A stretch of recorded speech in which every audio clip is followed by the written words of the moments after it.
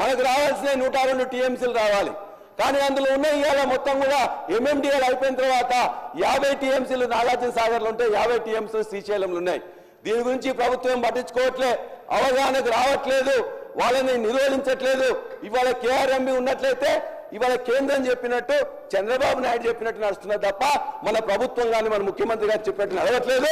దయచేసి ఇప్పటికైనా కళ్ళు తెరిచి మన మొత్తం నాగార్జున సాగర్ నదిలోకి తీసుకొచ్చి ఖచ్చితంగా దాన్ని ఇమ్మీడియట్ గా మనకు వచ్చే ఇప్పటికైనా 102 టీఎంసీలు మనకు అది ఉన్న వాటిలో మనకు మాత్రమే రావాలి. కాబట్టి దానికోసం కొట్లాడి తీసుకురావాలని చెప్పి ముఖ్యమంత్రి గారిని ఈ ప్రభుత్వాన్ని నేను కోరుతున్నా అధ్యక్ష. అంతేకాదు అధ్యక్ష, వైద్య రంగం పరిస్థితి అయితే చాలా అధ్వానం అధ్యక్ష. అంతకుముందు అయితే మీరు ఎంఎంఆర్ తీసుకోండి, అదేవిధంగా ఐఎంఆర్ తీసుకోండి.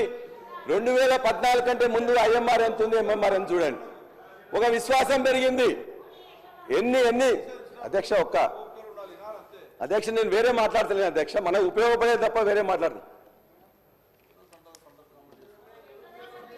వారు ఎట్లయినా స్టేషన్ కనుక పోతుంది కాబట్టి వరంగల్ జిల్లాలో ఉండే మొత్తం కూడా వరంగల్ జిల్లానే కాదు ఆదిలాబాద్ నుంచి వెళ్ళి కొత్తగూడెం అదే భద్రాచలం వరకు ఉండే సర్వ్ చేసి ఎంజీఎం పరిస్థితి ఏ విధంగా మీరు ఉండి దయచేసి మీరు రివ్యూ చేసుకోండి. అదేవిధంగా మా జనగామలో ఇవాళ హాస్పిటల్ పోతే అధ్యక్ష సిటీ స్కాన్ లేదు. నేను ఇక్కడనే మంత్రి గారికి లెటర్ ఇచ్చిన, వారికి ఇచ్చిన, ఇంతవరకు దాని గురించి సిటీ స్కాన్ లేదు.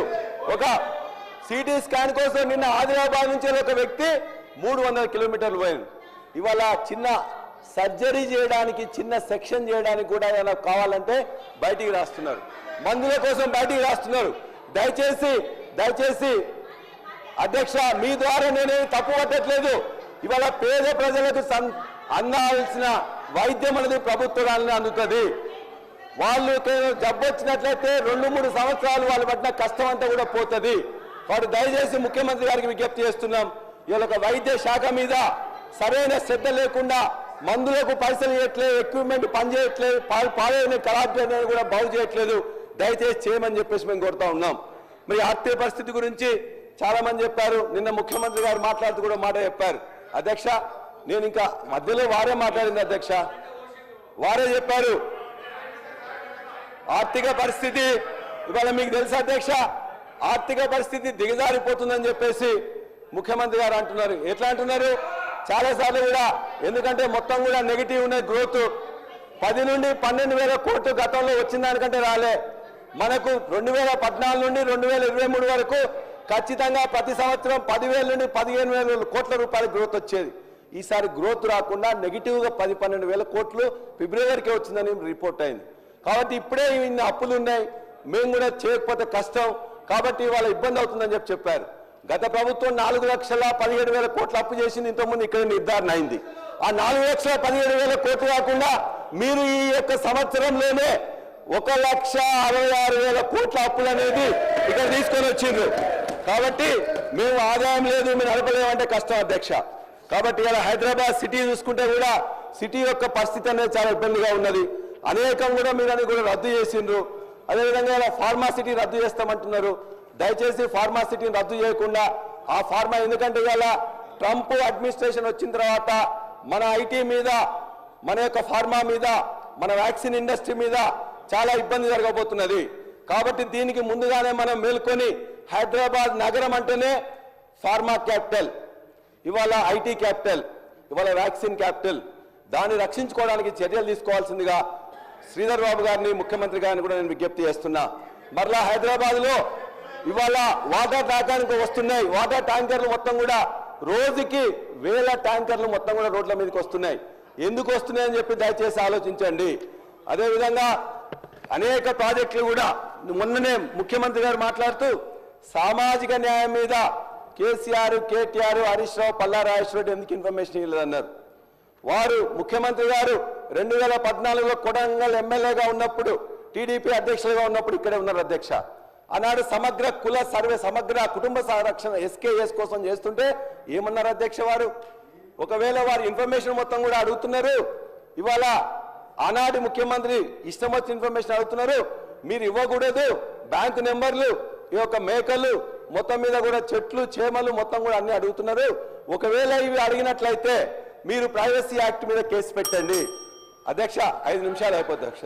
ప్రైవసీ యాక్ట్ మీద కేసు పెట్టండి. వారు చెప్పిందని చెప్తున్నాను, తప్పైతే వాళ్ళు అడగమండి. సబ్జెక్టే సార్. ఆనాడు ఎస్కేఎస్ మీద మాట్లాడుతూ ప్రైవసీ యాక్ట్ మీద కేసు పెట్టమని చెప్పేసి అన్నారు. అదేవిధంగా ఇంకా ఉన్నట్లయితే ఆనాడు ఒక మాట చెప్పిండ్రు, వీళ్ళందరూ అడుగుతున్నారు మెడకాయ మీద తలకాయ ఉన్నోడు ఇన్ఫర్మేషన్ అడుగుతా అన్నారు. మేమేమన్నా అబ్జెక్ట్ చేయలేదు అధ్యక్ష. కులగణన సర్వే చేస్తే మేము ఆహ్వానించినాం, మీరు తీర్మానం పెడితే మేము సపోర్ట్ చేసినాం. మీ కామారెడ్డి డిక్లరేషన్ లో చెప్పినట్టు 6 నెలలుగా చేస్తామన్నారు, చేయలేకపోయినరు. మీరు చేయకపోతే ఒకటే అధ్యక్ష, ఏ కులగణన సర్వే నేను హైదరాబాద్ జూబ్లీస్ లో ఉంటా అధ్యక్ష.